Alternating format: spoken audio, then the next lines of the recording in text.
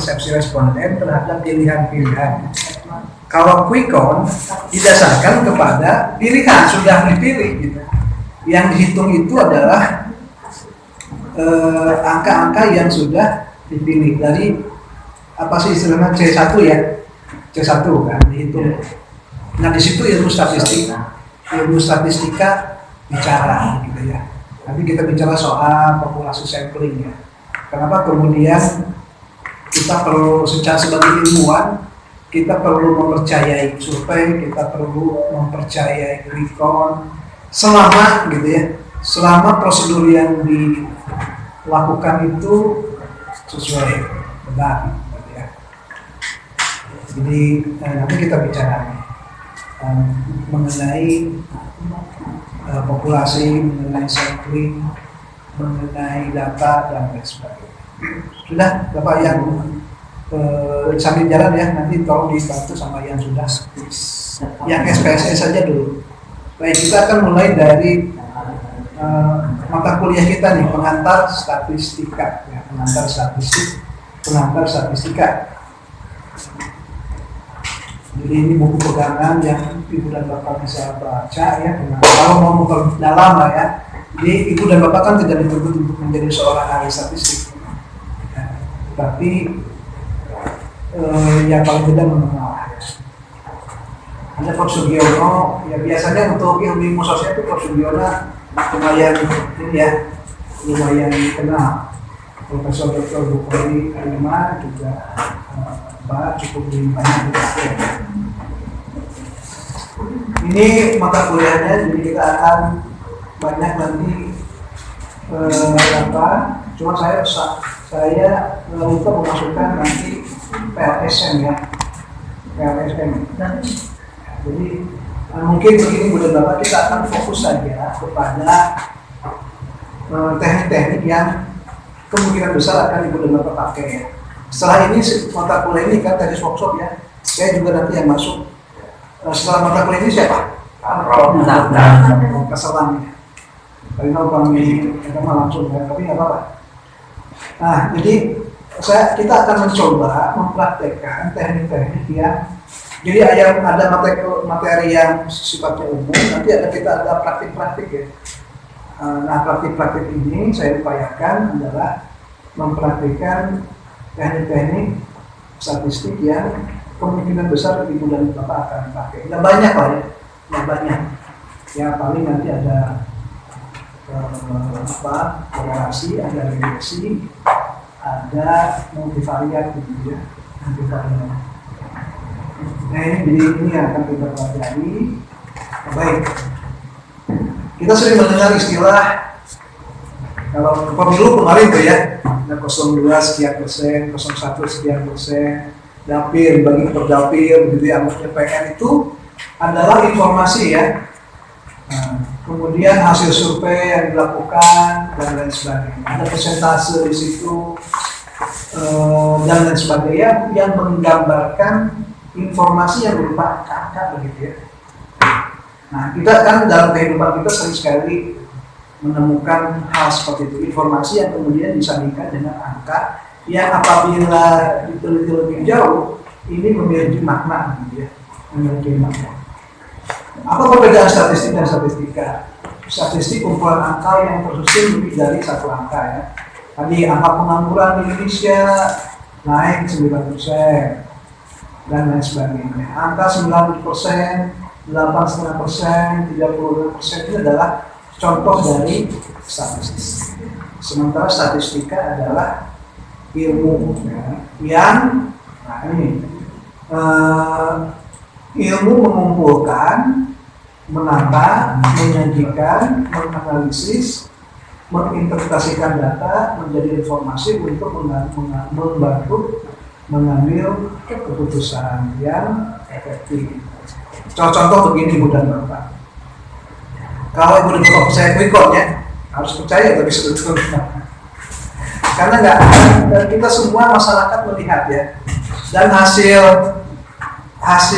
quick count dengan hasil perhitungan KPU kan dekat gitu ya. Saya di situ ingin mencontohkan begini. untuk mengatakan bahwa sebuah ibu-ibu ya, untuk mengatakan bahwa sebuah bolu itu enak, nggak usah dicicipi semua kan, cukup dicicipi satu bagian saja, kemudian kita mengatakan enak. Ya. Selama tentu kondisi-kondisinya terpenuhi ya. Yang itu dibagi misalnya dia mah wadah yang dibikinnya dengan bisa berbeda wadah, tapi selama kondisinya terpenuhi, kita bisa mengatakan bahwa bolu ini enak tanpa harus mencicipi seluruh bolu itu. Contoh yang lain misalnya golongan darah kita itu diambil, ditentukan, dianalisis, tidak usah 1 ember kan. Untuk ngecek golongan darah itu apa? Ya, cukup 1 tetes itu kemudian. Selain itu barangkali ya itu statistika, mengumpulkan, menata, menyajikan, menganalisis dan menginterpretasikan. Berapa TPS di Indonesia? 800 berapa ada yang tahu? Jumlah TPS di Indonesia itu berapa? 825 ribuan lah ya. Banyak sekali. Tapi kemudian 825 ribu ini bisa diwakili oleh 1.200 TPS saja untuk mengetahui hasil. Tadi contohnya tadi ya. Jadi untuk mengatakan bahwa bolu ini enak itu nggak usah kita makan seluruhnya, cukup 1 bagian saja kita sudah mengatakan oh ini enak. Sama prinsip yang sama juga diterapkan di quick count. Ya. 825.000 TPS ini 825.000, bayangkan ini hanya dipotret 1.200 TPS dan hasilnya akurat ya. Sudah beberapa kali di-press kan, kita kan sejak zaman berapa tuh ya, Pak Ibu Mega dulu ya 2004 kan, sampai sekarang itu 20 tahun akurat, terbukti akurat. Tentu ada misalnya tadi lembaga-lembaga yang memenangkan salah satu, tapi dari itu mah lembaga-lembaga maksudnya partisan gitu ya. Tapi bagi lembaga-lembaga yang kredibel, yang sudah memiliki track record panjang, hasil-hasil quick count mereka itu selalu presisi. Bedanya ya mungkin 1-2% lah selisihnya, margin of error-nya. Dan mereka hanya memotret 1.200, bayangkan kalau kita perlu memotret 825.000. Nah, nanti kan kita akan sandingkan dengan real count-nya ya. Terlepas dari perdebatan kita pemilu yang macam-macam, tapi kan kita fokus saja kepada statistiknya gitu ya. Bahwa 825.000 ini bisa kita potret dengan hanya 1.200 TPS. Tapi tentu itu juga ada ilmunya, nggak sembarang TPS kan ditentukan ya.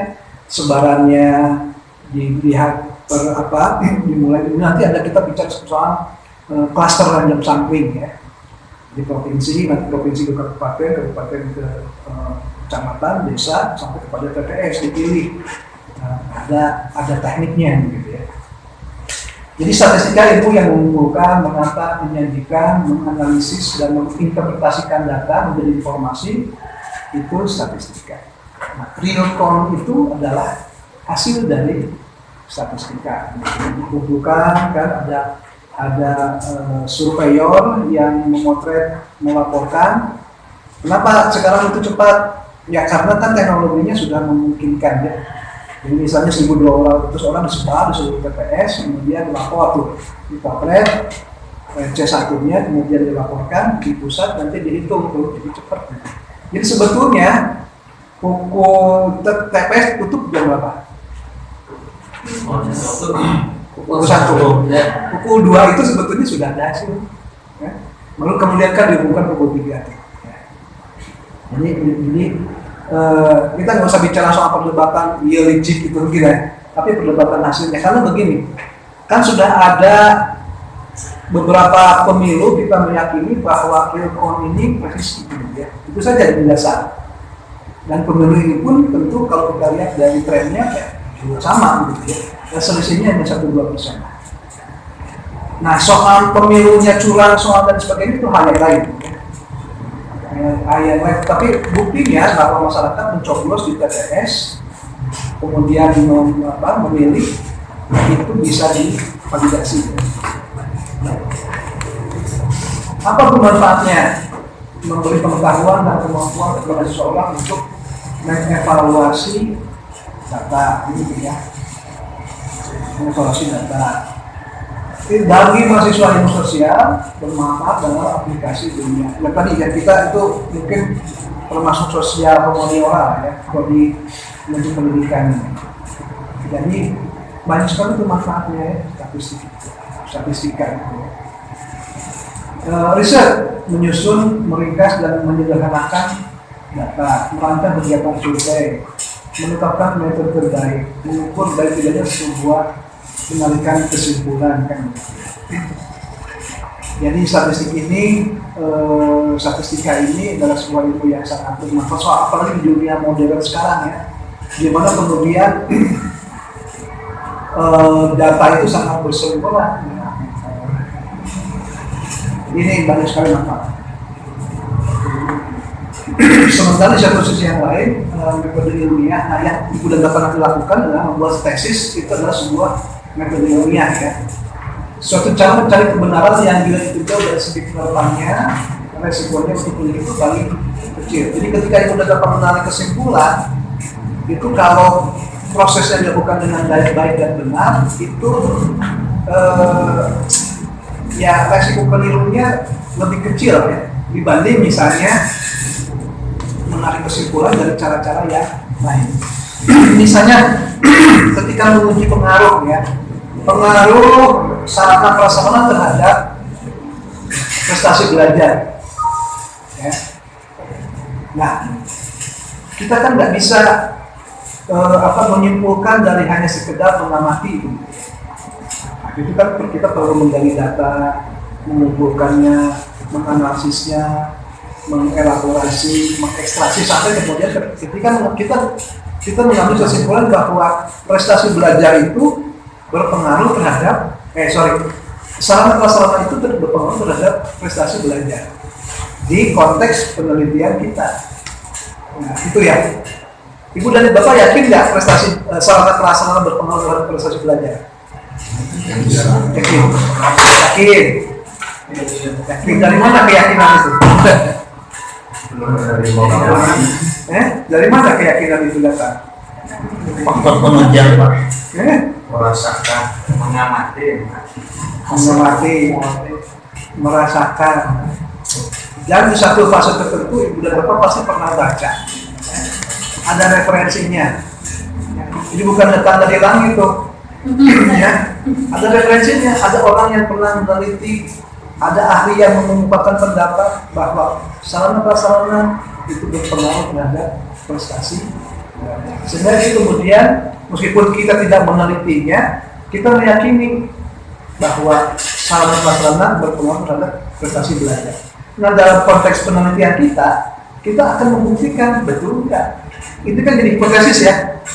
Hipotesis kita itu bahwa sarana prasarana berpengaruh terhadap prestasi belajar. Nah, misalnya kita ingin meneliti itu, nah itu akan kita buktikan. Jadi hipotesisnya bisa diterima, bisa tidak. Ya. Jadi misalnya kalau Ibu dan Bapak membuat hipotesis X berpengaruh terhadap Y, tapi kemudian hasilnya tidak berpengaruh, gimana tuh penelitiannya? Kira-kira? Nah, gagal. Ibu dan Bapak, nih Bapak bikin hipotesis sarana prasarana berpengaruh terhadap prestasi belajar, X berpengaruh terhadap Y, diteliti itu ya. Tapi kemudian ketika sudah teliti, hasil statistika menemukan bahwa sarana prasarana tidak berpengaruh terhadap prestasi belajar. Jadi penelitian Ibu dan Bapak gimana? Tidak disebut gagal, tidak maksimal. Gagal, tidak maksimal. Berhasil. Hasilnya tidak berpengaruh. Ya gitu. Jadi selama prosedur yang Ibu dan Bapak lakukan itu baik, benar, nggak peduli hasilnya, hipotesisnya diterima atau ditolak. Hasilnya berpengaruh tidak berpengaruh, gitu ya. Jadi nggak usah khawatir nanti dengan hasil, cuma dengan syaratnya harus terpenuhi, ya. Landasan teorinya harus bagus, ya. Kemudian kuesionernya harus bagus, nanti input datanya harus bagus, harus baik, benar, analisis statistiknya harus baik, benar. Ketika itu kemudian seluruhnya dilakukan oleh Ibu dan Bapak dan hasilnya nanti tidak sesuai dengan hipotesis atau tidak sesuai dengan jumhurnya teori, ya nggak apa-apa. Dengan gitu ya, jumhurnya teori kan sarana prasarana itu berpengaruh terhadap prestasi. Tapi dalam konteks penelitian kita nggak berpengaruh. Muncul kemudian apa tuh? Pertanyaan selanjutnya, kenapa nggak berpengaruh? Sebagian besar orang berpengaruh, tapi di penelitian kita tidak berpengaruh. Nah, itu kemudian perlu penjelasan. Jadi ketika kita bicara langkah-langkah metode penelitian, merumuskan masalah. Ya, tadi masalahnya prestasi belajar siswa itu turun terus 2 tahun ini tuh. Muncul pertanyaan, kan ada variabel apa atau faktor apa yang mempengaruhi penurunan prestasi belajar. Nah, kemudian Ibu dan Bapak langkah selanjutnya apa? Ini pernah kita pelajari di awal. Cari referensi kan. Kira-kira apa nih variabel yang mempengaruhi penurunan prestasi belajar? Oh, ternyata salah satunya yang banyak dibicarakan itu saplas, dan kita saplasnya memang agak kurang, sehingga kemudian kita mengambil saplas ini sebagai variabel yang mempengaruhi prestasi belajar ya. Sudah teratur membuat dugaan-dugaan, tadinya pertanyaan-pertanyaan atau hipotesis tadi ya. Oh, kalau begitu saya membuat hipotesis sarana prasarana berpengaruh terhadap prestasi belajar.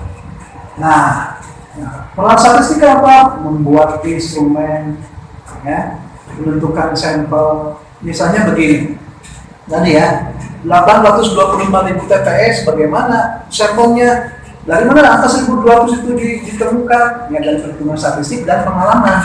Ya. Bisa nggak 2.500? Bisa nggak 3.000? Bisa, tapi tidak efisien, kan begitu ya. Kalau 1.200 sudah bisa, kenapa harus 3.000? Ya? Kenapa harus 5.000, kan begitu? Karena kalau 3.000, otomatis biayanya akan membengkak. Kacitanya, kita menugaskan orang di 5.000 TPS. Zaman dulu tuh standarnya 5.000 ya. Ketika teknologi belum ada, teknik tools statistiknya belum ada. Itu rata-rata lembaga survei itu menentukan sampel 5.000 TPS. Sekarang 1.200 sudah cukup.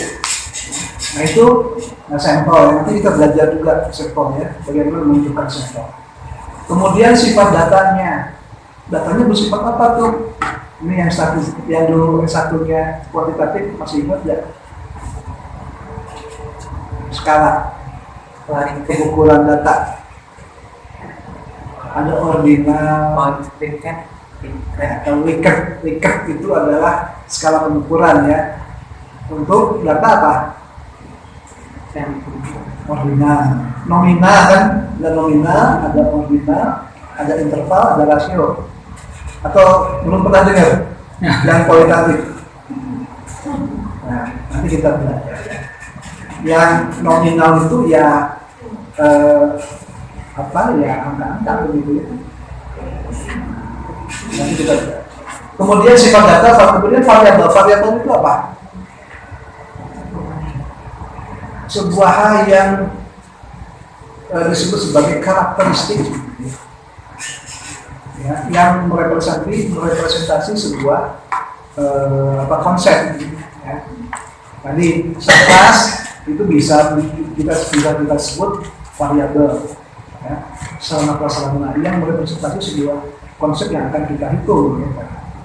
Kemudian metode analisis. Nah, nanti kita akan belajar metode statistik ya. Nah, nanti kita pelajari itu statistik inferensial non parametrik gitu ya. Apa itu penelitian ilmu sosial? Disipliner dan juga menggunakan metode teori dan konsep bidang ilmu sosial yang dapat meningkatkan pemahaman akan proses ini. Jadi dalam penelitian kuantitatif, teori itu penting, dan ya. Teori itu akan menjadi landasan kita untuk meneliti. Itu sebabnya kenapa di awal saya tuh kita mempraktekkan apa tuh publish empirics ya, apalagi itu Google Scholar. Karena ya dasar penelitian Ibu dan Bapak kalau pakai kuantitatif itu referensi kan. dan mungkin sebagian besar ibu dan bapak akan memakai kuantitatif ya, statistik. Sehingga sejak awal saya sudah memberikan tools ibu dan bapak. Masih ingat nggak? Suka dipakai nggak?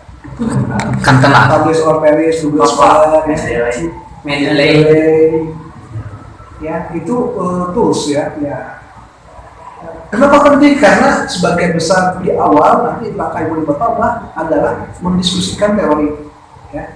Misalnya tadi prestasi belajar itu dipengaruhi oleh berbagai internetnya jalan nggak? Jalan.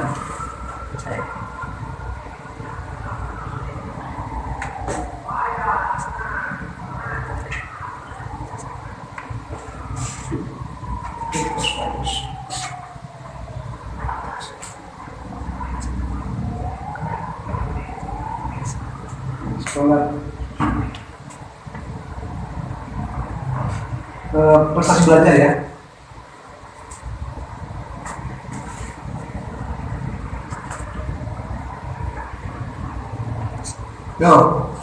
Kan banyak tuh minat belajar, motivasi belajar, kan gitu ya. Banyak tuh fasilitas belajar, gaya belajar. Nah, ada nggak sih Satras?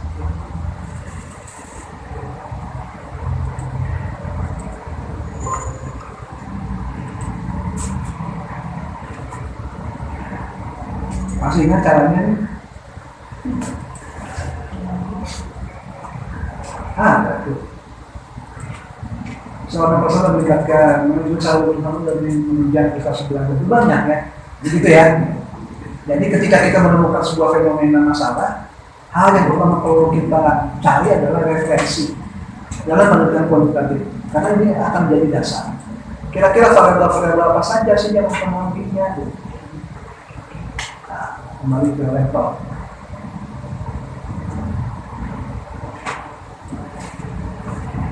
Nah, jenis statistik ya, statistik deskriptif adalah metode-metode yang berkaitan dengan pengumpulan dan penyajian suatu rumus data. Kemudian ada statistik inferensial. Nah, nanti yang akan kita pelajari adalah statistik inferensial ya. Teknik statistik yang digunakan untuk menganalisis data sampel dan hasilnya diberlakukan untuk populasi ya. Jadi 1.200 populasi ini bisa digeneralisasi namanya ya, menjadi 825.000. Ada statistik parametrik. Statistik parametrik adalah suatu teknik statistik yang dapat digunakan untuk menguji hipotesis dengan melibatkan parameter populasi ya. Memiliki keterbatasan penggunaan data ya, interval atau rasio. Kemudian ada statistik non parametrik. Tadi yang akan kita pelajari adalah statistik parametrik ya. Statistik parametrik didasarkan pada situasi distribusi bebas atau distribusi ditentukan. Jadi akan kita pelajari statistik inferensia jenisnya, kemudian dari inferensia ini kan ada dua macam tuh, parametrik, non parametrik. Kita akan mempelajari yang parametrik dengan kriteria tertentu. Salah satu hal yang paling sering dibedakan apa parametrik dan non parametrik sebetulnya sama dua-duanya. Cuma yang membedakan adalah kalau yang parametrik itu memerlukan distribusi data normal, ya. Distribusi data normal itu apa? Ya distribusi data yang bersifat normal. Saya mencontohkan begini, supaya gampang diingatnya. Di dunia ini Allah sudah menciptakan manusia, tinggi badannya ya, tinggi badannya. Rata-rata tinggi badan orang Indonesia itu berapa? 160, 170 ya, 160, 170. Ada nggak yang 180? Ada yang 150? Ada. Tapi yang normal yang ini ya, yang sebagian, bukan normal, sebagian besar dari populasi masyarakat Indonesia itu tingginya antara 160 170 atau 2 meter lah ya, supaya ketinggali ini 200, ininya 100. Ini kan yang paling banyak ini nih. Nah, kalau kita gambarkan seperti lonceng. Nah, ini ya. Ini batas ini adalah batas distribusi. Ya. Ini ya kenormalan data lah begitu ya. Nah, kalau parametrik ini harus terpenuhi. Kalau non parametrik tidak. Nah, nanti ya akan kita pelajari nanti misalnya SPSS itu parametrik. Tapi PLSM itu non parametrik karena dia tidak mengenal distribusi data tuh. Pada normal, pada normal dieksekusi. Nanti kita akan pelajari. Jadi kebayang ya distribusi normal. Ini akan sering kita temukan ya. Kan setiap perhitungan di statistik parametrik itu akan bicara soal distribusi data normal. Karena menjadi syarat gitu. Jadi dihitung dulu tuh distribusi datanya normal atau tidak. Kalau tidak normal, kemudian diintervensi supaya normal. Atau kalau masih tetap tidak normal, pakai teknik yang lain non parametrik. Nah, inferensial deskriptif. Inferensial menggunakan data sampel untuk menggambarkan populasi tadi ya. Ini data sampel nih, ini populasi, kita sebut saja TPS di seluruh Indonesia ini populasi, ini sampelnya. Ya. Sementara deskriptif menggambarkan data saja. Ya. Jumlah pemilih di Indonesia 204 juta, itu data. Tapi dia tidak mengenal sampel tuh dalam statistik deskriptif tidak mengenal sampel. Jadi hanya mengenal data dan penjelasan atau narasi deskripsi terhadap data. Menggunakan di statistik inferensial menggunakan kemungkinan untuk menaksir populasi. Ya, kita lihat. Sementara di analisis deskriptif, statistik deskriptif menggambarkan data menggunakan diagram, data, gitu ya, tabel-tabel itu statistik deskriptif. Gitu. Kemudian inferensial menguji, contoh, apakah suatu obat efektif menyembuhkan suatu penyakit manusia. Ya. Sementara di deskriptif menghitung ukuran pemusatan, ada mean, median, average. Nanti kita akan bicara. Statistik inferensial memilih metode atau kebijakan pendidikan mana yang lebih cocok untuk Indonesia. Sementara di statistik deskriptif mengukur variabilitas variasi data ya, range, varian, standar, deviasi. Jadi di statistik deskriptif itu hanya sederhana ya, hanya menjelaskan data. Contoh, ini perbedaannya ya, distribusinya frekuensi, sementara inferensial probabilitas teori kemungkinan, penyajian grafik, bagan, diagram. Nah, jadi nanti kalau misalnya ibu dan bapak di latar belakang biasanya itu banyak grafik ya, banyak grafik, ibu dan bapak menceritakan, menarasikan grafik itu statistik deskriptif.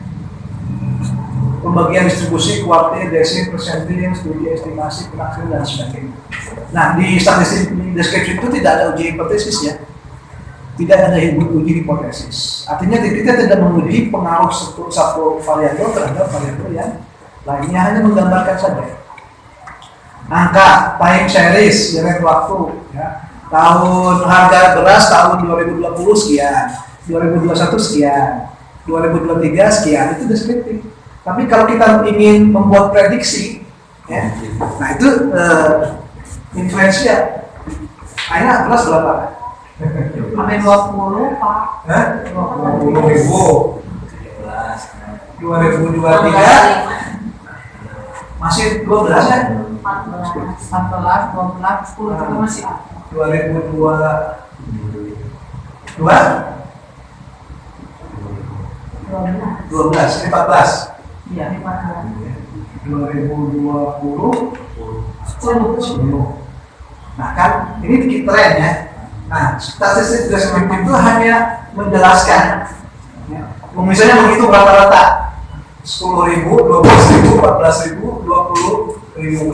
Berapa tuh? 10, 12, 22, 36, 56 dibagi 4. Itu rata-rata.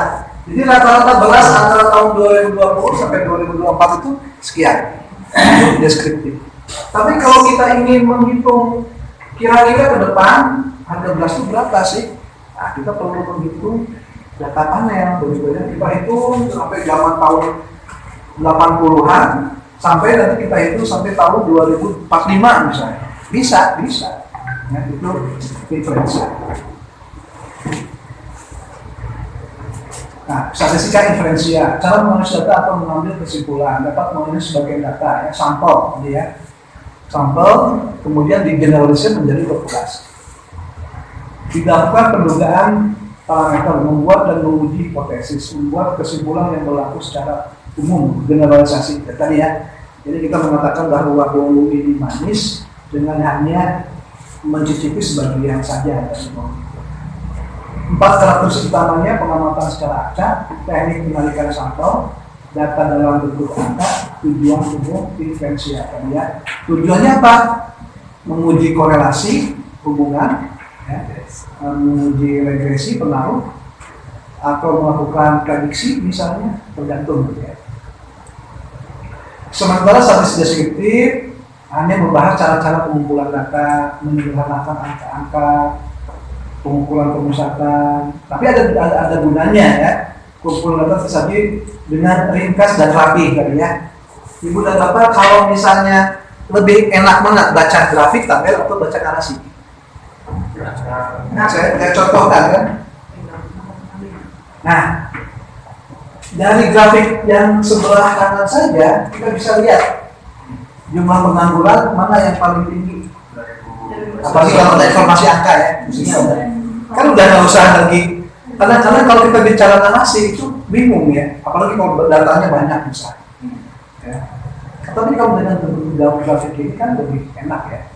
Nah, ini kan salah satu dampak, ini keterangannya di bawahnya narasinya.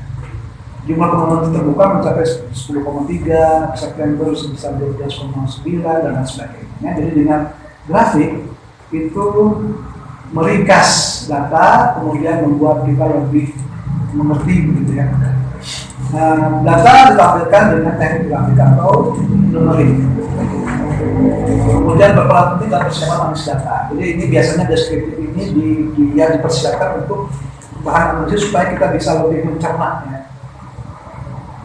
Nah, jadi deskriptif tidak mengenal populasi sampling ya. Cuma misalnya bagaimana tren penjualan mobil, nah, tadi bagaimana tren harga beras, kan kalau kita grafikan mungkin seperti ini, kan gitu ya. 2020 angkanya sekian, 2021, 22, 23 kan. Ini contohnya. Penjualan mobil di Indonesia tahun 2023 misalnya. Yang paling banyak kan dari grafik ini kan kita bisa sudah sangat mudah mengerti gitu ya. Ternyata 40%. Jadi kalau ditanya siapa yang paling kuenya paling besar mobil di Indonesia? Nggak usah. Kalian kalau baca narasi mah bingung gitu ya. Kalau lihat grafik seperti kan gampang. Toyota yang pertama, kedua Honda, ketiga Suzuki, Nissan dan Volkswagen. Polygon juga sama ya, penjual mobil digrafikkan. Ini jenis-jenis diagram batang ya. Apalagi sekarang tuh sudah banyak tools ya yang membantu kita untuk membuat diagram ya, apapun. Di Excel itu kan sebetulnya mungkin ibu dan bapak belum memanfaatkan seluruh kemampuan Excel ya dalam bikin diagram. Nanti di tesis itu begitu ya, pakai diagram jaring misalnya, itu lebih visualisasinya lebih enak, lebih bagus, kemudian kita bisa. Jadi nanti hasil statistik itu juga bisa kita diagramkan, buat diagram untuk membuat lebih mudah pengertiannya. Nah, statistik inferensial itu bicara populasi dan sampel. Tadi ya sudah kita singgung, populasinya adalah jumlah TPS seluruh Indonesia. Sampelnya adalah 1.200 TPS yang kita pilih untuk merepresentasi populasi, gitu ya. Nah, dalam populasi diistilahkan ada istilah parameter. Parameter itu adalah sifat-sifat dari populasi yang tidak teridentifikasi sebetulnya kan populasi saking besarnya. Sementara kalau di sampel itu disebut statistik karena sudah teridentifikasi, kemudian jumlahnya relatif lebih sedikit. Contoh, pada tahun 2020 di Program Data di Jawa Barat terdapat 291.000 pencari kerja yang memuat informasi cukup lengkap mengenai karakteristik pencari kerja. Namun data mengenai asal sekolah mereka tidak tercantum di dalamnya. Ya. Jadi ada sebuah database pencari kerja, informasinya lengkap loh, nama, alamat, tapi ada data mengenai asal sekolah mereka tidak ada, tidak tercantumnya, banyak dari datanya tidak tercantum. Bagaimana cara mendapatkannya? Apakah dilakukan survei kepada 291.000? Kan nggak mungkin gitu ya. Nah, dengan statistik Indonesia, sampel dipilih secara random ya. Misalnya dari ditentukan 2.500, 2.500 itu kemudian itu dari mana saja sih, kemudian dari itu bisa digunakan sebagai bahan dugaan terhadap keseluruhan pencarian kerja. Ini contoh sederhana dari pemanfaatan statistik inferensial. Nah, statistik inferensial dibagi kepada dua seperti yang saya sampaikan tadi, parametrik ya, dan non parametrik. Yang paling gampang tuh bedanya apa? Parametrik itu memiliki syarat distribusi datanya harus normal. Itulah yang paling gampang dilihat. Sementara non parametrik itu tidak mensyaratkan itu. Apa itu distribusi data yang normal? Ya, distribusi data yang sebarannya normal, gitu ya. Sesuai dengan kaidah-kaidah hukum alam lah gitu tadi ya. Ingat saja yang paling gampang itu tadi ya contohnya. Dan biasanya distribusi data itu berbentuknya seperti lonceng gitu ya. Jadi kalau misalnya tidak normal nanti apakah loncengnya sangat kurus, tinggi begitu ya, bentuknya masih seperti lonceng, atau misalnya tidak berbentuk lonceng. Nanti di hasil SPSS itu ada ya. Jadi ada statistik parametrik dan non parametrik. Nah, jenis datanya interval atau rasio, sementara jenis data non parametrik itu nominal atau ordinal. Distribusi data tidak dapat diasumsikan normal tadi ya, mendekati normal. Nah, kita ini mungkin akan lebih banyak mempraktikkan statistika parametrik ya, parametrik. Karena kita bicara nanti korelasi, regresi dengan teknik-teknik yang sebagian besar memakai teknik parametrik. Tapi tidak banyak Ibu dapat kalau salah ya nanti yang penting Mas. Nanti kita praktek saja ya, praktek.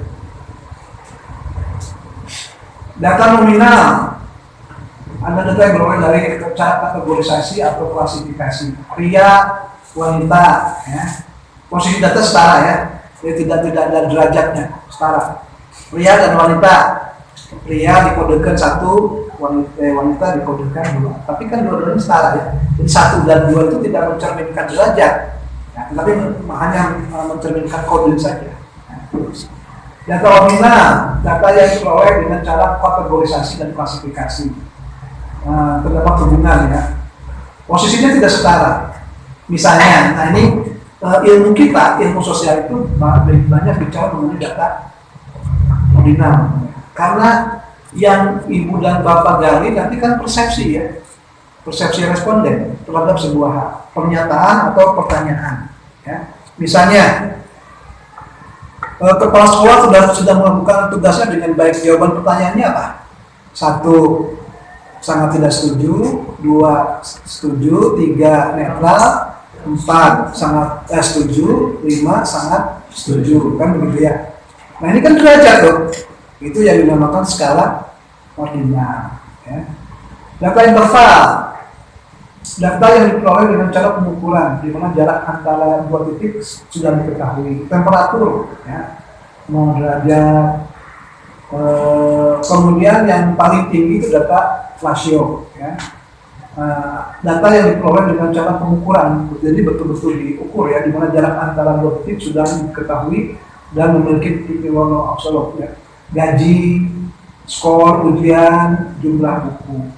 Nah, yang menarik tadi, kita ini akan memakai analisis statistik parametrik. Sementara parametrik itu, nah ini kita lihat, salah satunya adalah interval atau rasio. Nah, sehingga kita perlu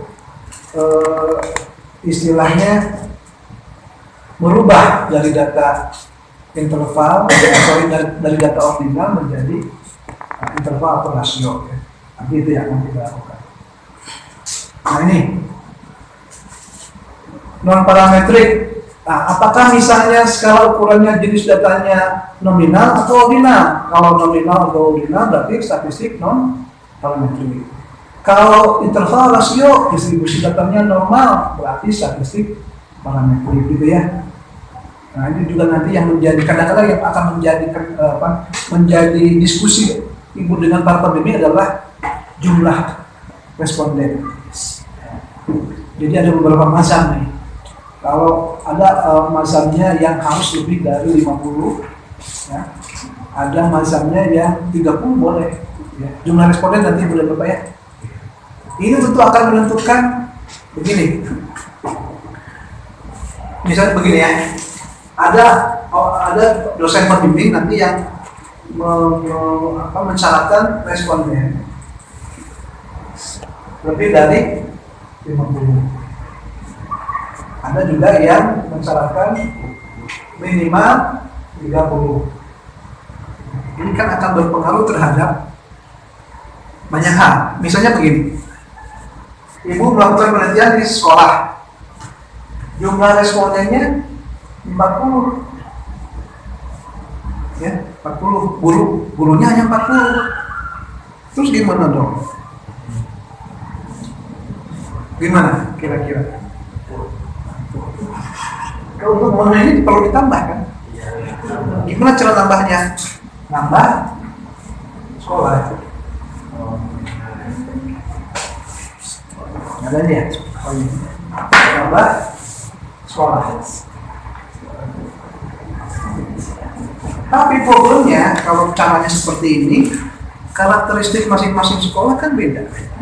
Ya, lingkungannya, saplasnya, gurunya, budayanya, jadi nggak sesederhana itu, ya. Nggak sederhana. Tambah sekolah nawe, menurut saya tuh mazhabnya ini. Ya, kenapa? Ada alasannya. Sekarang toolsnya ada. Jadi begini alasannya di atas 50 itu untuk supaya representatif ya, mewakili populasi itu. Ya. Saya contohkan tadi itu dulu.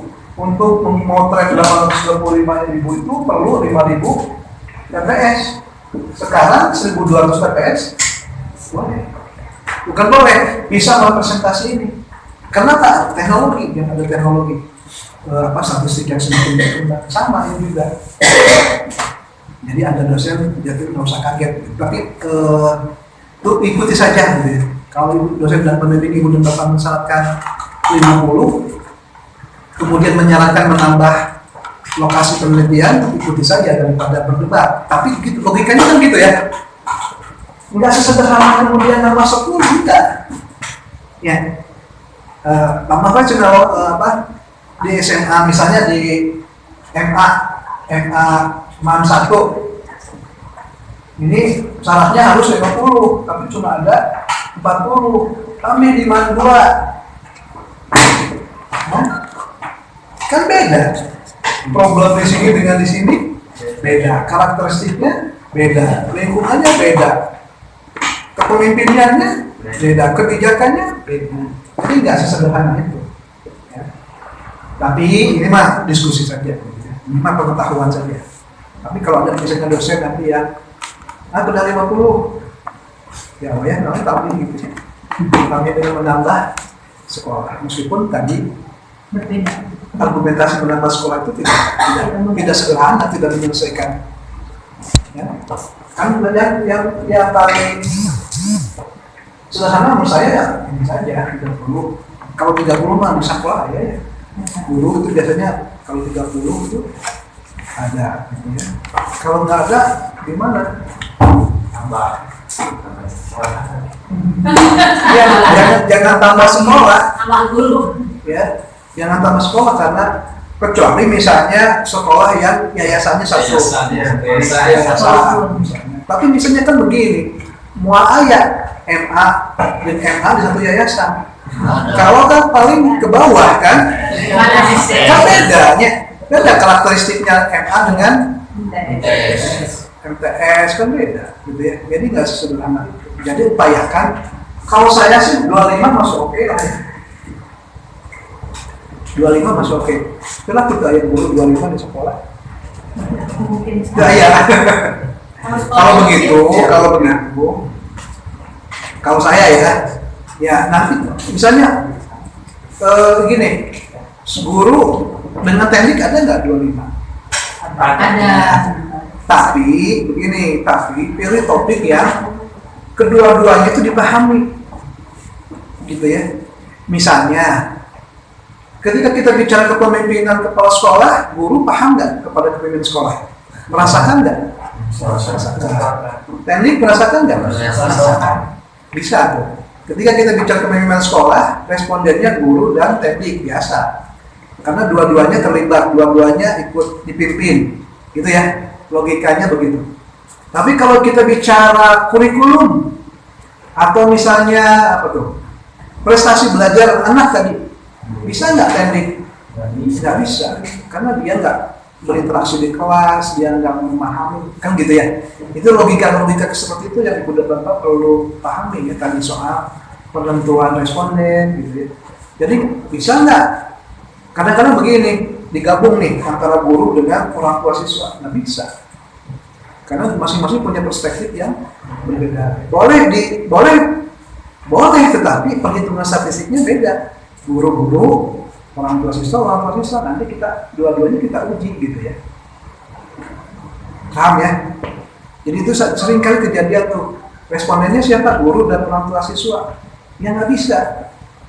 Karena masing-masing punya perspektif yang berbeda. Ya. Karena kalau misalnya kepemimpinan kepala sekolah di respondennya guru, kalau guru dan teknik oke, tapi guru dengan orang tua siswa nggak bisa, karena interaksi orang tua siswa dengan kepala sekolah kan kurang. Bagaimana mereka menilai kinerja kepala sekolah kan gitu ya. Jadi itu hal yang perlu diperhatikan oleh Ibu dan Bapak nanti di tesis ya. Tapi prinsipnya ikuti saja kata-kata pembimbing. Untuk berdebat dan serta bukan kia, nanti itu membuka ruang lebih panjang begitu ya. Ini mah hanya sebagai diskusi saja. Logikanya kan begitu ya. Nggak sesederhana 40 tambah sekolah lain. Karena sekolah lain itu belum tentu sama karakteristiknya dengan sekolah yang sejak awal kita teliti kan. Beda masalahnya. Ya, beda gitu ya. Tapi kalau Ibu dan Bapak nanti menemukan salah satu pemimpin, pulang sudah mengurus dulu tampilannya sekolah, ikuti saja. Ya. Supaya cepat. Kenapa tidak ada standar yang sama, Pak? Misalkan kesepakatan supaya tidak timbul. Damai, saya satu udah masa itu mah. Ya, ketika satu orang maksa. Karena,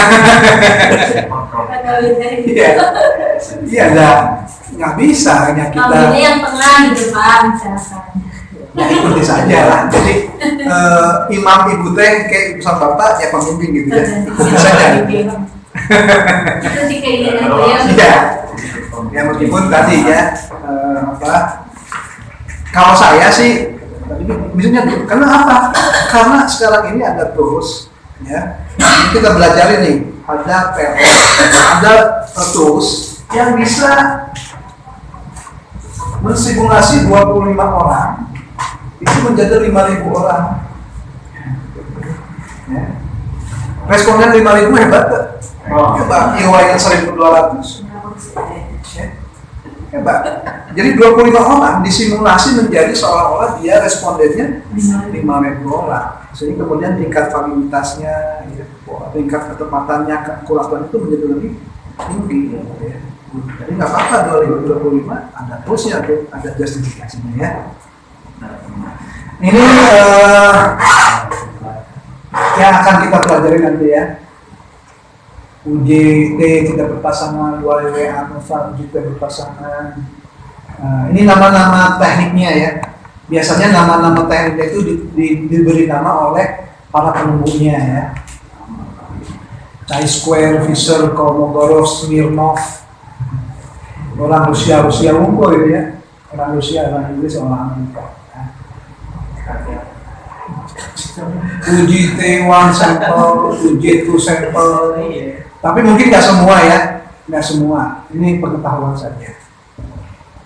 Nah, paling kita mah apa ya akan kita praktikkan 1 sampel tampil. Yang nanti itu sebentar saja sedikit saja. 2 sampel independen, 2 pay sampel, ANOVA. one way another two way. Nah nanti mungkin kita akan lebih ke korelasinya, korelasi terutama korelasi ganda. Karena model yang udah tepat kan nanti akan x1 x2 y ya, atau x1 x2 y x3 lah ya kalau balik mau, atau x y z. Bukan analisis kan. Jadi mungkin ini kita akan banyak di sini nih ya. Yang lain-lain lah nanti kita ya sepintas-sepintas saja. Ini non parametrik kita tidak akan pelajari ya. Jadi banyak sekali sebetulnya ya, uji statistiknya, teknik statistiknya. Ya kita mah, saya juga bukan orang bukan ahli statistik ya. Ya kita mah hanya fokus kepada teknik-teknik yang akan mungkin kita akan pakai di tesis. Konstansa pengukuran ya, konstanta dan variabel. Konstansa tipe dari birokrasi, keluar dan evolusi, variabel pengukuran status gizi kepada tertentu. Jadi nanti ibu dan bapak akan sering mendapat istilah variabel. Turunan dari variabel apa? Turunan dari variabel dimensi ya. Nah, saya contohkan beginilah supaya gampang diingat.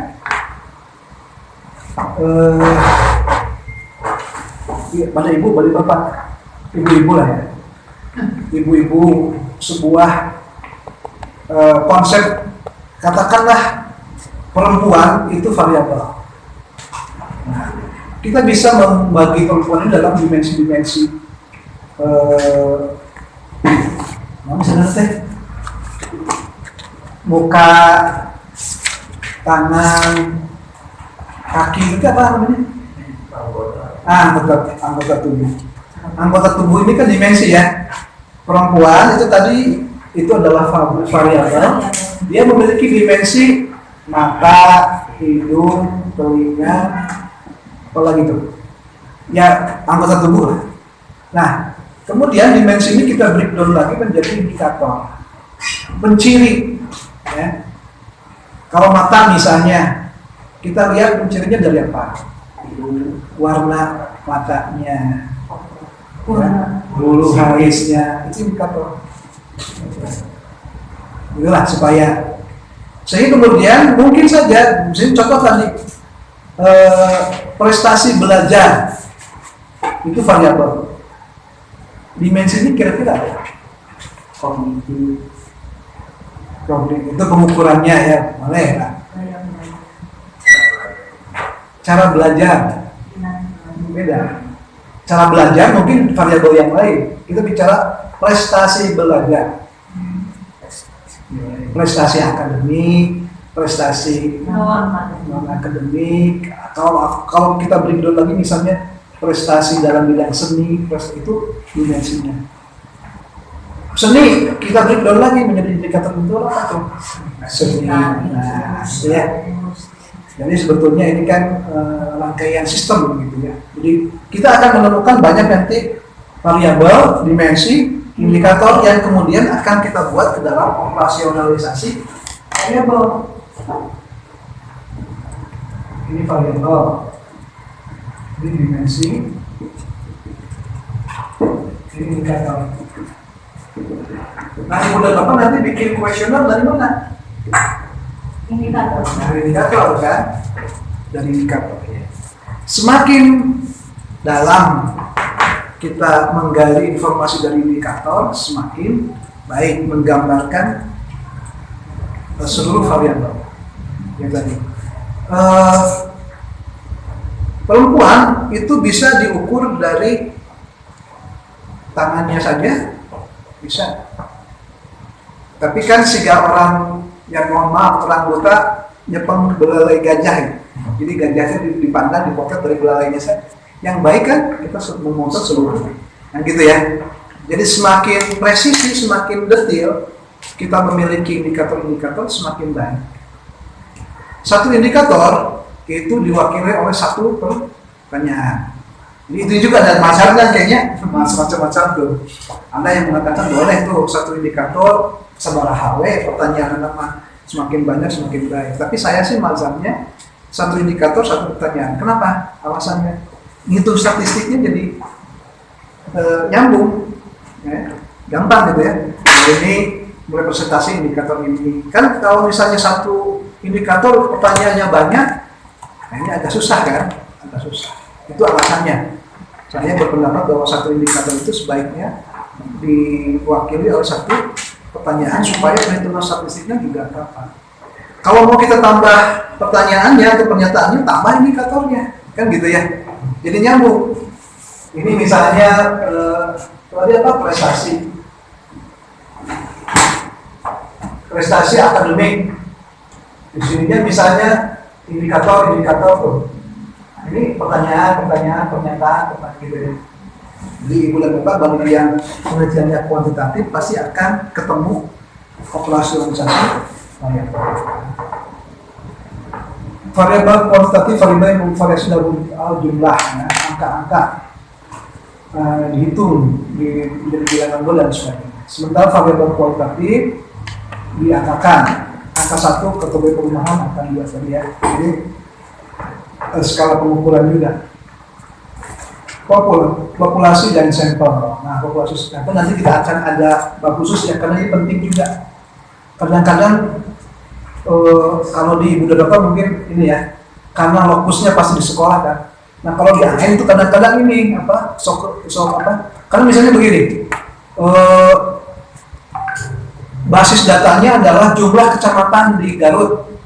Kan nggak mungkin kita meneliti di 42 kecamatan, berarti harus dipilih tuh kecamatan mana saja. Nah, pemilihan kecamatan itu penting. Ya. Jangan sampai kemudian tadi distribusi datanya tidak normal, mengelompok gitu ya bisa. Tapi bagi ibu dan bapak mah, kalau di MPI biasanya karena lokusnya di lembaga pendidikan, ilmu pendidikan, ya tidak terlalu sulit ya menentukan populasi dan sampel. Biasanya langsung kecuali misalnya penelitiannya di Garut, di seluruh MAN Kabupaten Garut, nah baru kemudian perlu populasi dan sampling. Ya. Nanti kita akan pelajari khusus. Parameter itu apa penciri ya? Parameter itu penciri.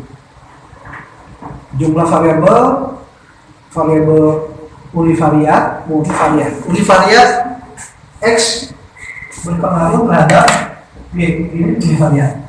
Ya. Tapi kalau X1, X2, X3, Y itu multivariat. Apalagi X1, X2, Y1, Y2, Z. Nah, ini multivariat. Jadi univariat itu hanya ada 2 variabel yang masing-masing diuji pengaruhnya. Kalau multivariat lebih dari 2 variabel bebas dan 1 variabel terikat gitu ya.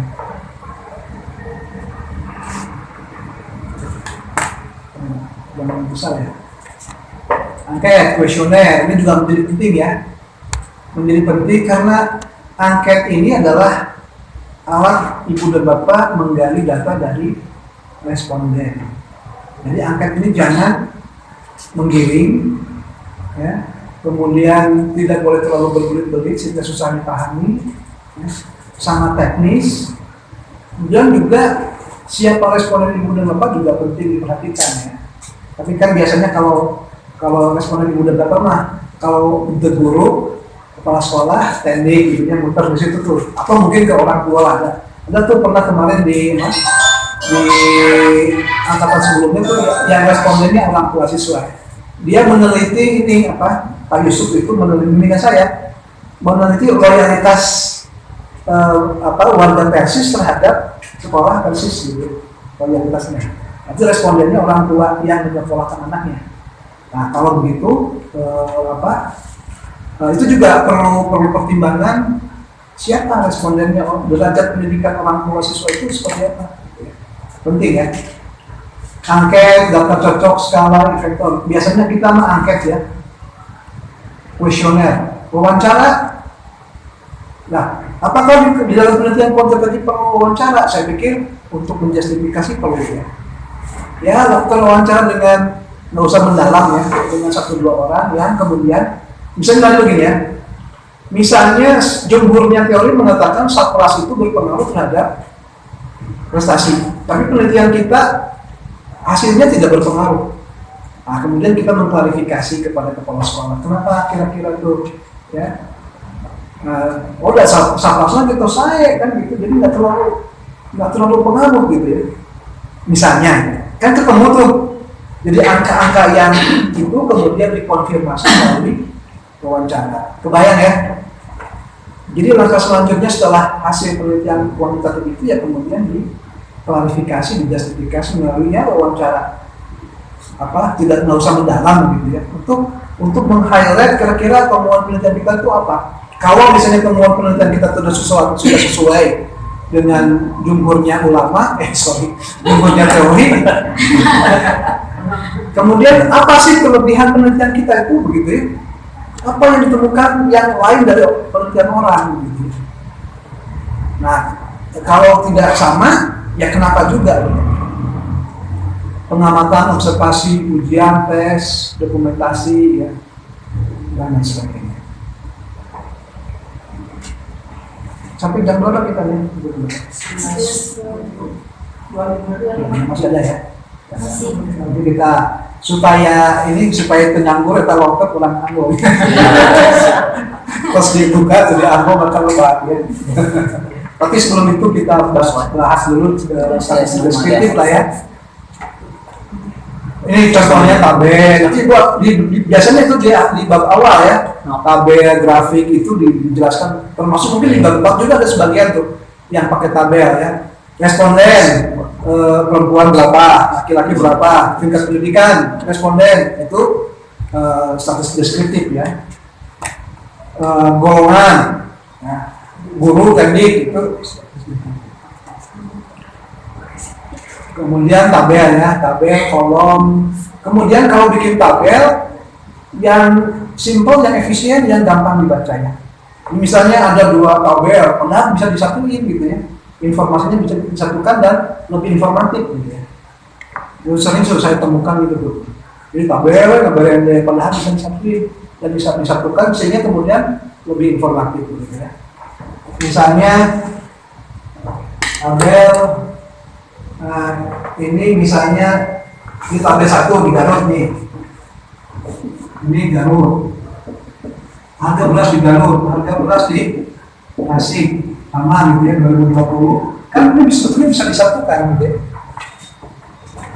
Ini tabel ya. Ini tabel juga perlu keahlian khusus ya. Grafik juga demikian. Nah kalau grafik ibu dan bapak pakai Excel ya nanti ya. Pakai Excel itu powerful ya. Antum buatkan angka-angka nanti keluar sendiri.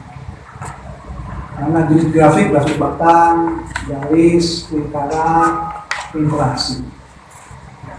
Nah jenis data tadi sudah ini ya, nominal, ordinal, continue, discrete, ya, atau rasio, interval rasio. Kalau gaji maksudnya interval apa? Jenis data apa? Gaji. Masih ingat ibu-ibu mah saya ingatnya ahli sejarah kali ini. Kalau kita interval tadi suhu ya. Kemudian data ordinal, data yang ada tingkatannya tadi ya. 1, 2, 3, 4, 5. Kalau data nominal data yang setara ya. Dari pria, wanita, siang, malam gitu ya.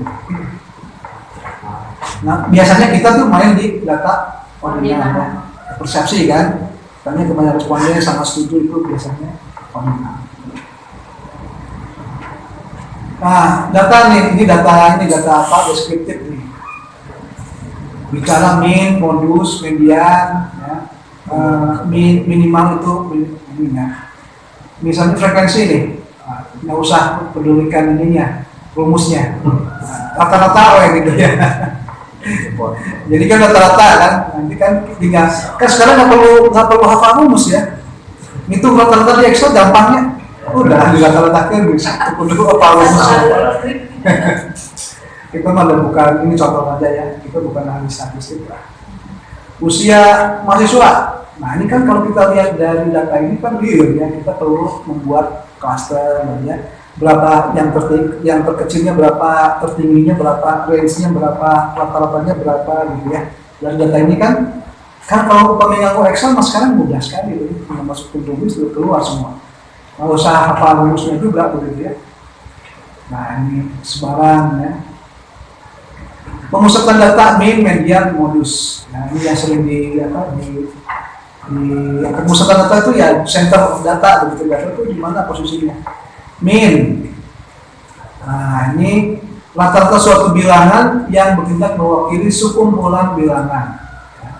Ini kalau kita lihat dari kelihatan benar apa gambarnya?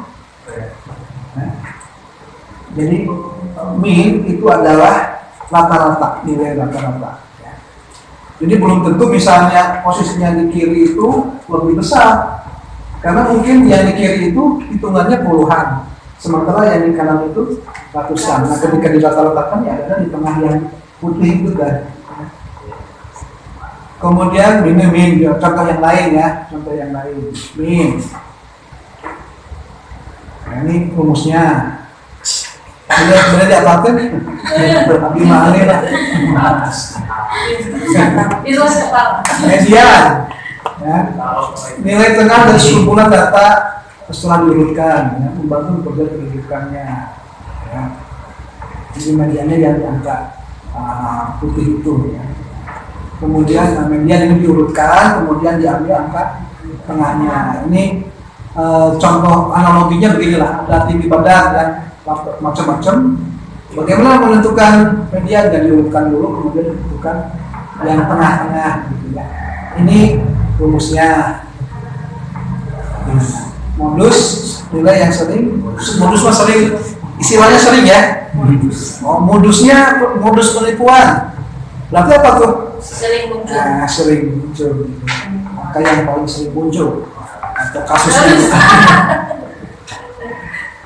Ya, modus. Nah, ini gambarnya ya, gambar kurva positif dan negatifnya. Di depan nanti akan sering muncul. Ukur mean dapat menggambarkan populasi, median ya, tidak peka ya terhadap data ekstrim, kurang akurat. Modus kurang dapat menggambarkan populasi yang tidak peka, tapi masing-masing punya punya perannya. Ukuran penyebaran ya, ada rentang itu dari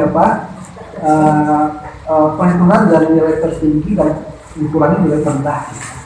Deviasi rata-rata standar deviasi ya, varians itu, nah ini deviasi. Nah varians itu adalah ukuran sebaran dari data yang normal ya, distribusi normal. Dari nilai rata-rata itu sebarannya di mana? Ya. Itu juga menentukan apakah misalnya jadi dia paling mendekati nilai rata-rata itu paling sebarannya paling baik gitu ya. Nah, sementara semakin besar nilai standar deviasi dan variasinya, berarti semakin menjauhi nilai rata-rata. Kemudian skewness kurtosis biasanya ini juga dipakai, ada skewness negatif atau positif skew. Biasanya ini dari kalau kita lihat dari hasil SPSS itu bentuknya ya seperti ini nanti ya.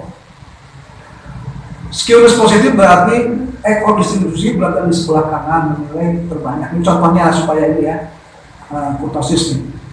Kalau skewness itu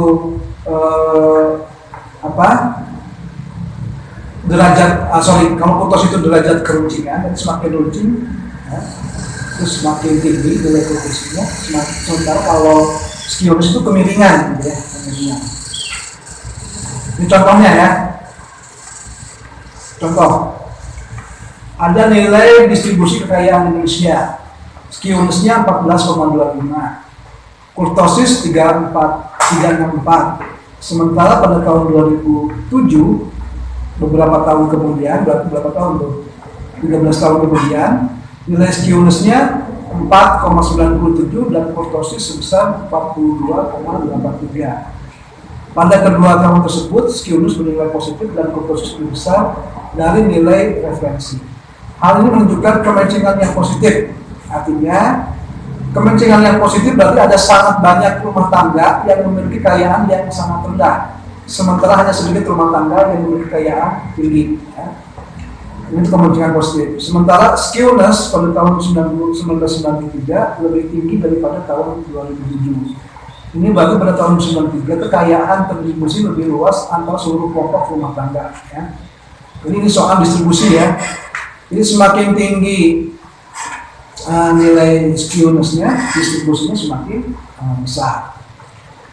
Nilai skillness tinggi juga menunjukkan jauhnya jarak antara rumah tangga terkaya. Kalau sekarang mah Gini rasio yang mungkin kita ya, Gini rasio kan gap antara yang paling kaya dengan yang paling miskin. Ini contohnya. Ini contoh yang lain. Baik, kita akan praktik di bulan depan ya. Buka SPSS-nya. Nah, ini yang statistik deskriptif saja. Ini apa? Pengenalan supaya di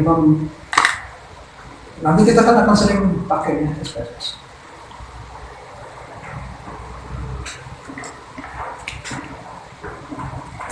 Nah, sedikit lah menu-menu yang akan kita manfaat itu sedikit ya, jadi bakal hafal. Jadi nggak semua menu di SPSS ini kita akan pelajari gitu ya, karena nggak banyak sekali sih. Karena tadi teknik statistik juga banyak.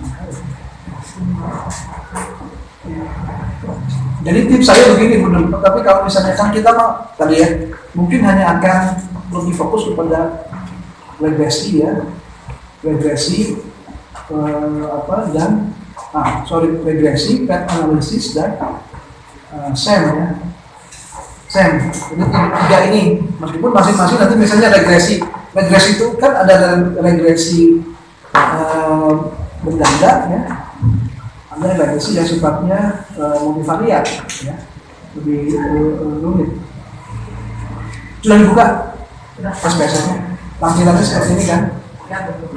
Tidak semua. Tidak nampil ya itu di bawah file Ya. gambar-gambar itu. Nah, kalau bagi ibu lupa yang belum ada gambarnya berarti dulu. Oke, ininya apa?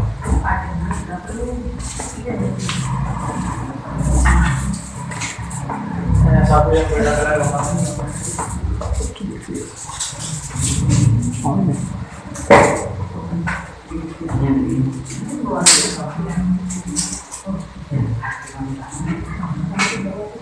Custom.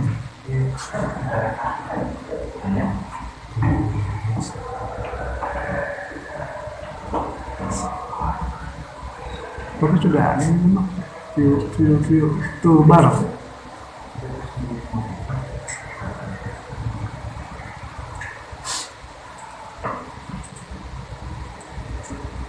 Apa ya? Atas ini sih. Sambil, Bapak sambil. Keluar dulu. Makan dulu.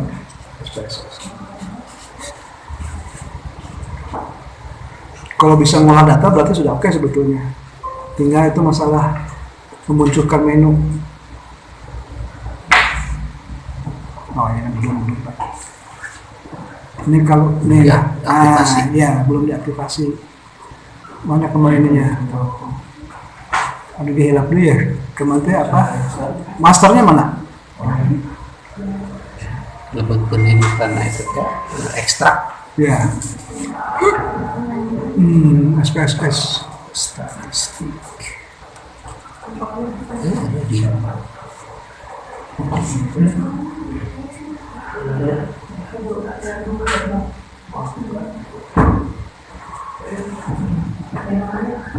Oh ya, pengen harusnya Dia kok sekali, dia mati.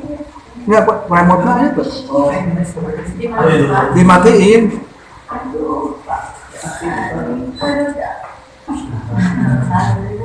Tidak.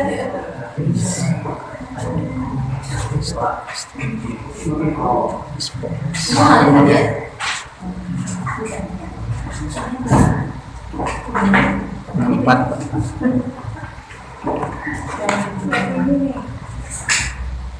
Nah ini setelah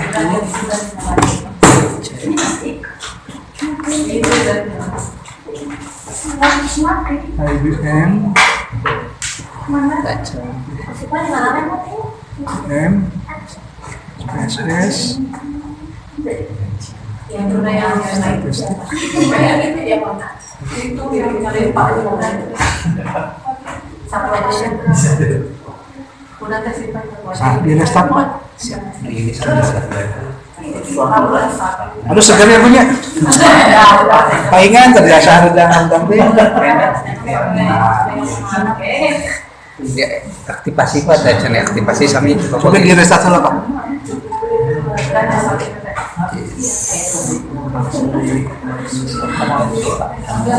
payung ini ekstra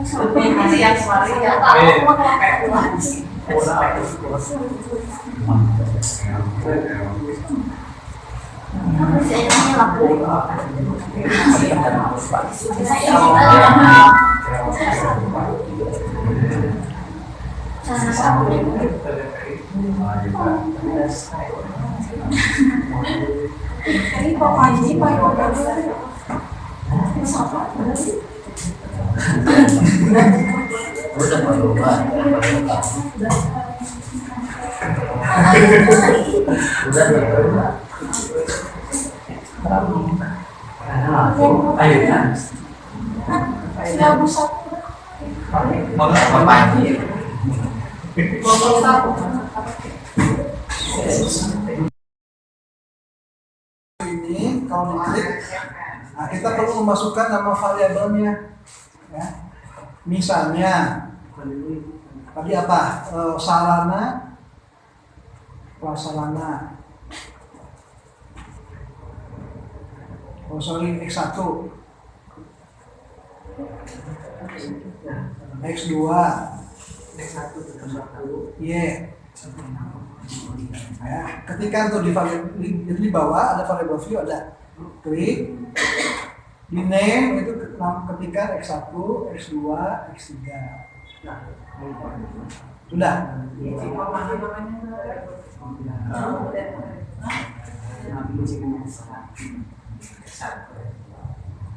Y.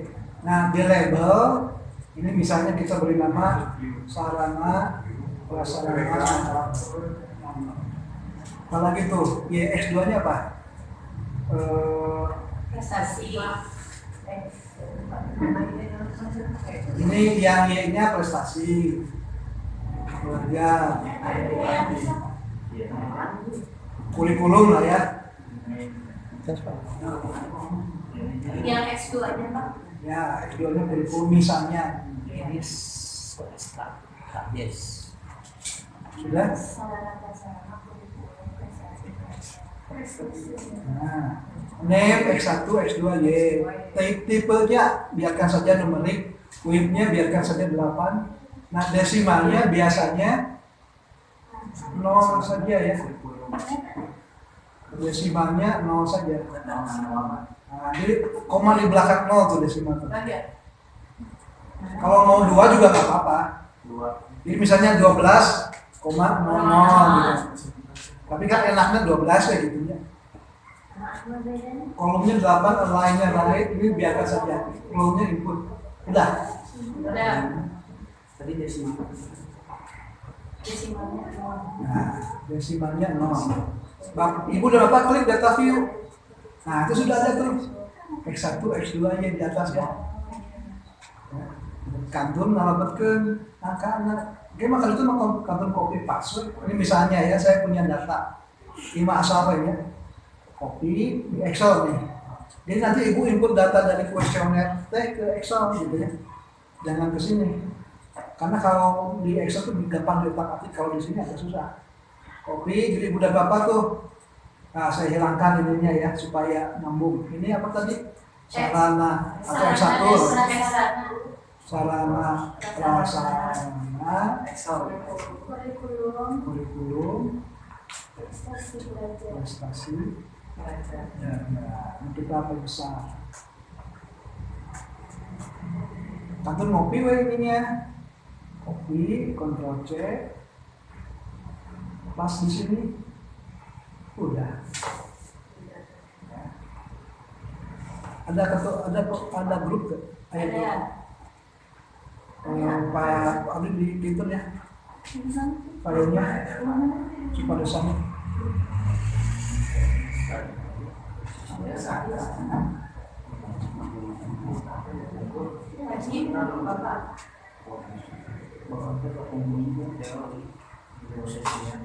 File latihan 1.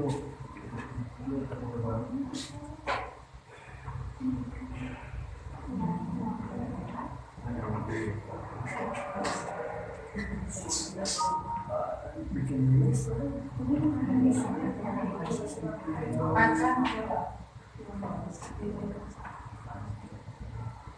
Bapak bikin itu di grupnya pada sampai sudah hasil.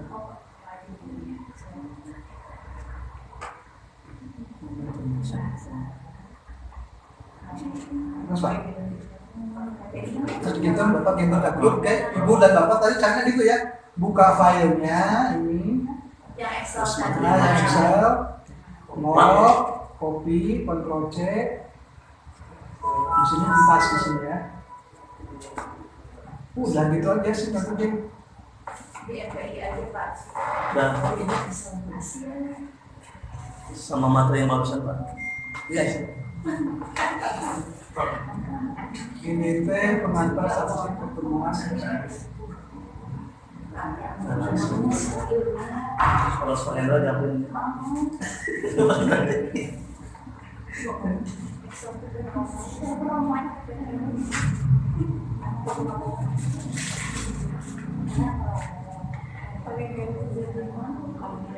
Mau pulang dulu kita berat. Terasa. Ada apa masuk Pak? Mau istirahat lah. Saya Hanya 5 menit.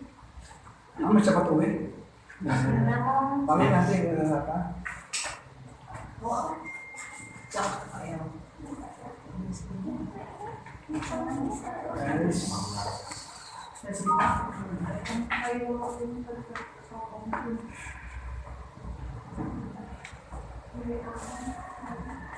Pengantar statistik.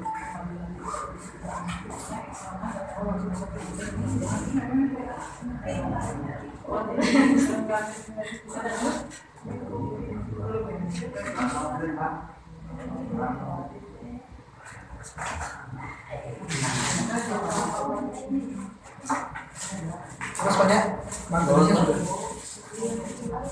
sudah. Ibu bapak atau saudara?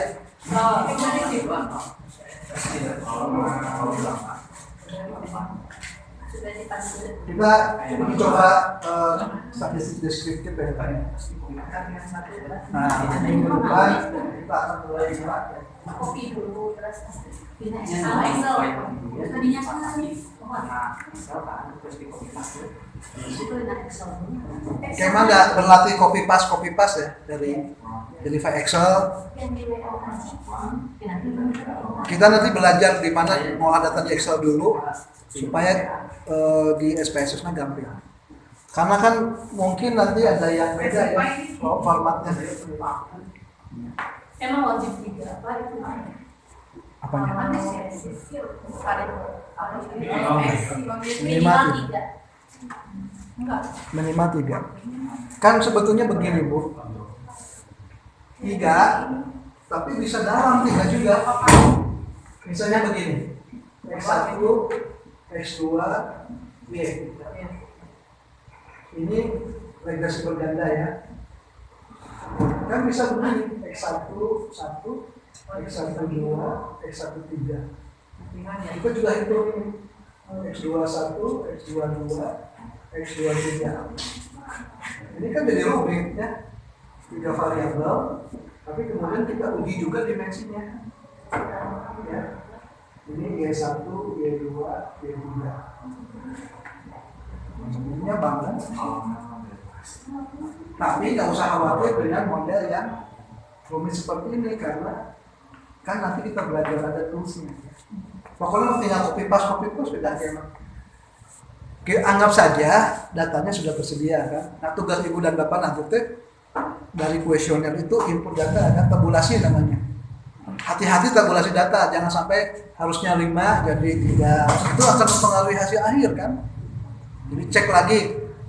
Misalnya begini, kurang sangat tidak setuju itu dikasih nilai berapa? Sangat tidak setuju. 1. Ya. 1 kita salah input jadi 3. Kan mempengaruhi hasil akhir nantinya. Sudah? Sudah semua? Oh, masih bisa. Nah, statistik deskriptif. Nah, Bapak Ibu dan Bapak klik analyze. Jadi kita akan menunya satu saja nanti tanya. Analyze, deskriptif statistik, deskriptif, klik, klik, sudah. Atau saya apa? Nah, ulang ya. Analyze, deskriptif statistik ada. Deskriptif ada. Klik deskriptifnya ada. Ini tampilannya nanti begini. 3-3-nya di blok pakai shift ya. Nah, 3-3-nya di blok. Atau satu-satu juga bisa, tapi untuk efisiensi blok pindahkan ke kanan. Udah. Oke. Udah. Itu detik-detik aja. Ya gitu nanti gitu. Serumit apapun modelnya, ya gitu paling sebentar detik lah. Sudah ada hasilnya. Nilai minimum untuk sarana prasarana, nilai minimumnya 35. Nilai minimumnya 35, maksimumnya 60. Minimumnya rata-ratanya 45. Standar deviasinya 8,3. Ya ini kan kalau datanya kan kita kalau datanya ribuan. Nah ini sangat membantu kan. Nah terus analyze, deskriptif statistik, deskriptif, pindahkan 3 variabel ini ke kanan. Oke.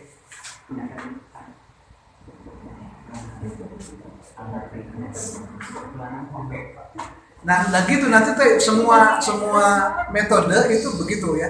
Paling banyak 4 langkah lah. Paling banyak 4 klik gitu ya.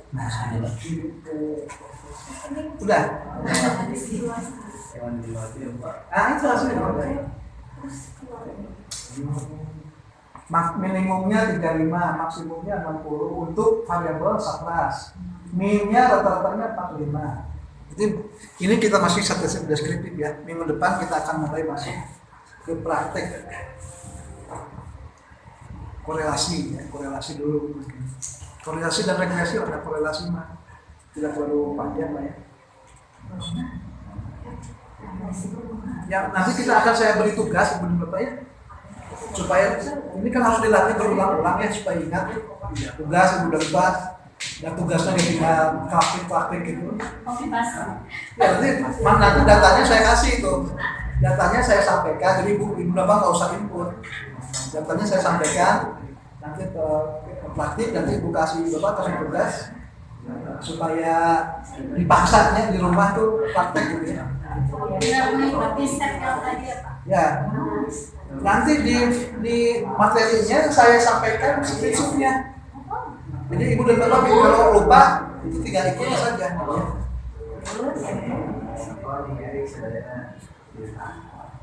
Materi langkah-langkah yang barusan Pak. Ya sudah.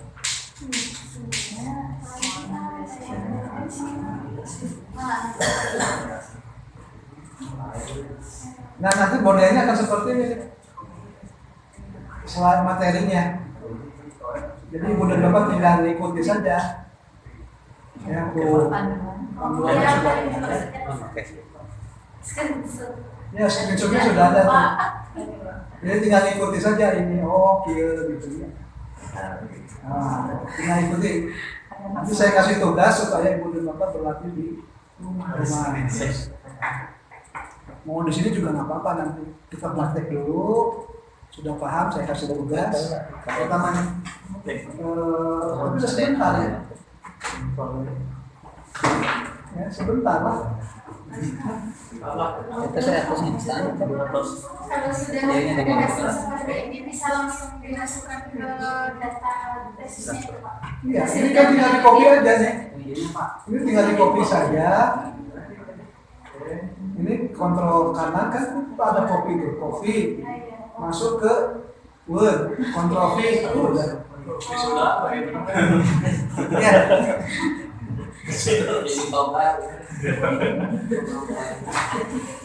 Candi analisis. tidak apa-apa, ibu sudah bagus, sudah berpikir lulus itu sudah bagus. Iya, sekolah sudah selesai beberapa kali Pak. Amin. Itu energi positif ya. Iya. Kadang-kadang saya tuh suka memotivasi diri itu misalnya ya Pak. Misalnya saya suka bicara ke teman-teman dosen gitu. Target saya itu 2 tahun ke depan jadi guru besar. Itu bukan sombong sebetulnya, tapi mau kan kalau harus diulang-ulang enak waktunya. Jadi terus memotivasi. Gitu ibu juga gitu. Menyuntikkan kepada diri sendiri itu ya 18 bulannya harus beres lah ya. Ini sudah mulai memikirkan tesis sejak sekarang. Nanti kita bahas ya tips dan triknya. Saya pikir itu ya dulu Pak. Kita ketemu minggu depan, insya Allah. Sekarang sudah jalan semua ya. Terus siap. Pak, Pak Haji sudah. biasa niron kan ya. Pokoknya kalau langkahnya benar, pasti muncul gitu ya. Ini resepnya gimana Pak? Resep aja gitu. Ya. Nanti kalau mau di save, ya save aja. Kita nge-save itu bisa nge-save grafiknya ini dan bisa nge-save datanya ini. Nah, ini aja file save gitu ya. Nanti extensionsnya minta save, ujungnya save itu kalau ujungnya SAV itu file SPSS. Tinggal ibu depan nanti simpan di mana lah ya. Nah minggu depan saya akan kasih datanya ya Pak Posma ya. Data-data supaya nanti dibagikan supaya ketika kita masuk kelas itu langsung praktek ya. Bikin grup lagi Pak. Enggak, Bapak enggak jangan. Oh, udah terus. Grup terus aja. Abdi mah terkadang selamatkan grup ya. Praktek atas Oh, kemarin bagian tersebut ya. Oh, mana? karena Kita kan kemarin.